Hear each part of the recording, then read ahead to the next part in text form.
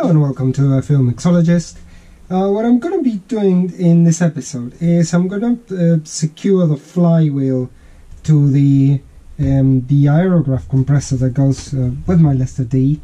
And so the technique I'm going to use is, I did the same thing with the engine, which is the temperature differences method. So today is quite a nice day actually, it's quite sunny and hot outside. So what I did is I put the flywheel outside so that it has the opportunity to get hot and expand. So the metal is going to expand, and that's going to allow me to slot it in with relatively hopefully very little bother. The only thing that I need to do here is actually I need to lubricate this bit here, so it's nice and lubricated, and that will allow me to slot the wheel slightly better. So now what I need to do is I need to fetch the wheel from outside, bring the wheel, and just hopefully slot it in. So I've got the flywheel here, and it's quite hot to the touch, so I'm hoping that this will be a relatively quickish process. Let's see if we can persuade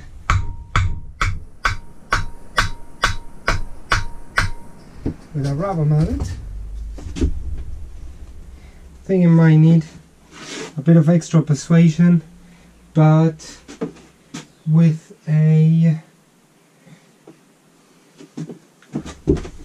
this unit here. So you never should strike well, that was exceedingly hard work. So basically what I had to do is I had to kind of apply the Harry Potter kind of Persuadus Maximus. So now the only thing I need to do really is to see if I can tighten up this nut here that doesn't seem to be tightening, because I need basically something to secure it. But let me see.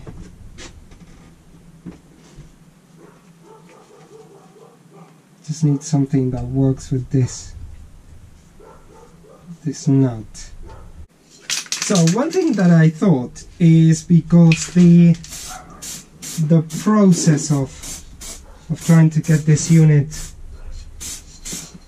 in was somewhat convoluted, I thought what I'm going to do is I'm going to just leave it there, because it took me so much effort to try and get it in that the possibility of this thing coming out is pretty much nil in operation. So we're going to call it good enough, and we're going to start putting it into the unit.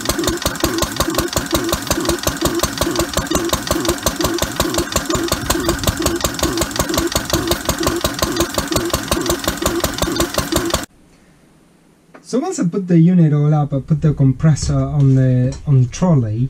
Basically what happens is that I didn't get the adjustment quite right, so you're going to see now in the video that the belt was slipping quite a lot and the two machines were not at the same kind of RPM, so I did a few adjustments.